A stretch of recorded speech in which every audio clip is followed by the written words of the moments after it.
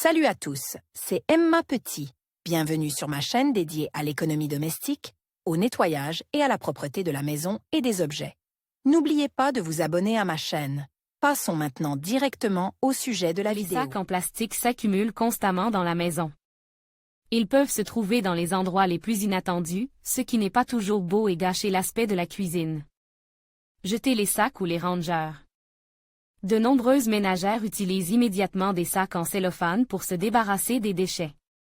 Mais ce n'est pas vraiment économique, car cela entraîne des dépenses supplémentaires. Le sac peut être nécessaire pour le prochain achat. Il y a un autre point que beaucoup oublient, la pollution de l'environnement. Le plastique peut mettre des centaines d'années à se décomposer. C'est donc la nature qui en pâtit en premier lieu. Les animaux s'empêtrent souvent dans le polyéthylène et l'avalent accidentellement, ce qui entraîne leur mort. Des composés dangereux empoisonnent la terre et l'eau. Le stockage du polyéthylène n'est pas seulement une question économique, mais aussi une question de respect de l'environnement. De nombreuses personnes s'intéressent à la manière de ranger correctement les sacs afin qu'ils ne soient pas encombrants. Chaque maîtresse de maison souhaite que sa cuisine soit bien rangée. Les objets superflus perturbent l'harmonie, gênent, empêchent de circuler librement dans la cuisine, c'est pourquoi différentes façons de ranger le polyéthylène ont été inventées. Produire des dispositifs intéressants pour ranger les sacs et les fabricants d'articles ménagers. Le tri. Pour ranger les sacs de manière efficace, il convient de les repartir au préalable par groupe, taille, usage, forme, propreté. T-shirt. La variété la plus populaire. Ils sont utilisés pour ramasser les ordures, aller au magasin, emballer de petits objets. En général, ils se dégradent rapidement, se froissent, s'éraflent, et leur durée de vie est donc limitée. Il existe toutefois des moyens de les préserver pour qu'ils restent plats et durent plus longtemps. Remplissables. Les petits sacs en polyéthylène transparent sont disponibles en différentes tailles. Ils sont utilisés pour emballer de la nourriture ou de petites choses. L'inconvénient est qu'ils se désagrègent facilement lorsqu'on essaie de les récupérer. Grands. En règle générale, ils sont denses, de haute qualité et peuvent être utilisés plusieurs fois. Ils conviennent pour les achats importants. Option cadeau. Sacs denses et colores de différentes formes, tailles et couleurs. Ils sont généralement stockés séparément afin de ne pas perdre leur forme et de ne pas se froisser. Comment ranger les sacs dans la cuisine? Les idées sont intéressantes et faciles à mettre en œuvre, de sorte que chaque hôtesse peut choisir la méthode qui lui convient le mieux. Idée populaire pour ranger les sacs.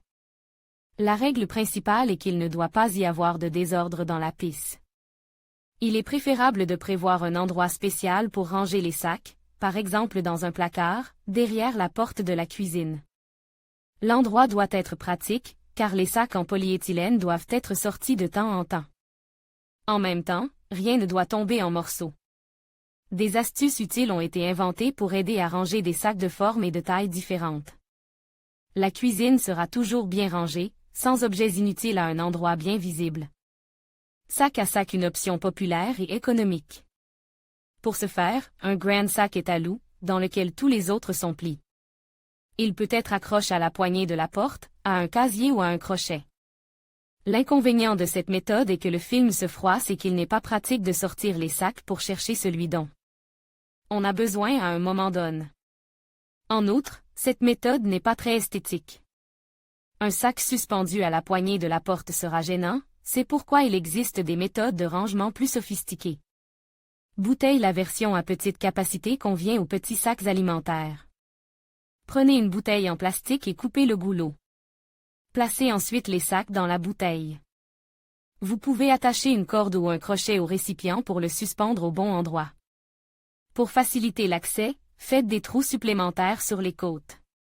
Vous pouvez couper le fond et l'atteindre par le bas. Pour le stockage de grands sacs, une bouteille de 5 litres est plus appropriée. Les fentes sont pratiquées sur le fond ou sur le côte, selon les préférences de l'hôtesse. La bouteille peut être décorée, ce qui lui confère un aspect intéressant dans l'intérieur. Récipient. Il s'agit d'un moyen de stockage compact. Vous pouvez prendre plusieurs récipients de tailles différentes. Une boîte en carton peut également faire l'affaire.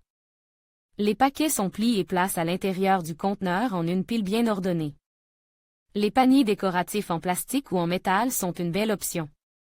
Sac en textile. Ce produit peut être cousu par vous-même. Vous aurez besoin d'un beau tissu dense et de liens. Le sac peut être suspendu presque partout dans la cuisine, il deviendra une décoration de l'intérieur et les sacs seront stockés discrètement. Recommande, boîte colorée. Vous aurez besoin de petites boîtes en carton ou en plastique. Dans ces boîtes, un trou rond est percé en haut, de sorte que les sacs soient faciles à atteindre. Porte-paquet. L'une des options les plus curieuses est une poupée de rangement. Elle peut être cousue soi-même ou trouvée dans un magasin. Elle est généralement percée de 2 trous, l'un en bas et l'autre en haut. L'orifice supérieur est destiné à recevoir les sacs en polyéthylène, l'orifice inférieur à les retirer. La Pucketnitsa pour le stockage des sacs plastiques ménagers est également vendue dans le commerce. Les fabricants proposent différents dispositifs, des conteneurs en métal, en plastique, qui peuvent être accrochés à la porte ou à la table. Il existe des modèles très intéressants qui deviendront non seulement un lieu de rangement, mais aussi un élément décoratif. Comment plier les sacs pour les rangeurs? Il existe plusieurs options utilisées par les ménagères expérimentées. La méthode dépend du mode de rangement et de la taille du produit sous cellophane. Tube étalé sur une surface plane. Aplatir. Plier en deux plusieurs fois pour obtenir une bande étroite. Tordre pour former un rouleau, de préférence avec l'index. Enrouler les poignées autour du rouleau. Il peut maintenant être en pile dans un conteneur, une bouteille ou tout autre lieu de stockage.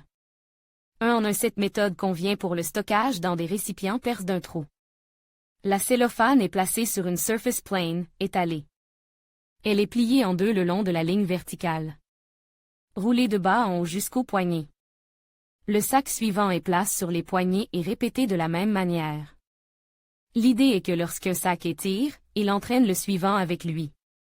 Triangle. Une autre méthode simple et facile. Comment plier les sacs en triangle pour les rangeurs? Poser sur une surface lisse, aplatir.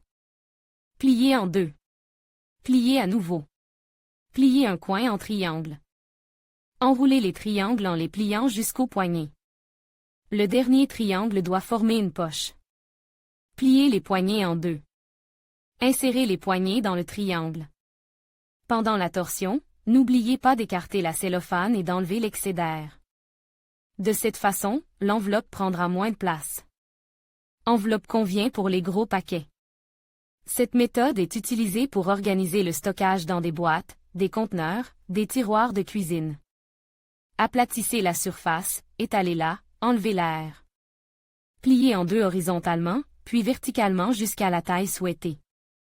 Chacun choisit lui-même comment mieux organiser le rangement des paquets dans la cuisine. L'essentiel est qu'ils soient bien rangés et qu'ils gardent leur forme.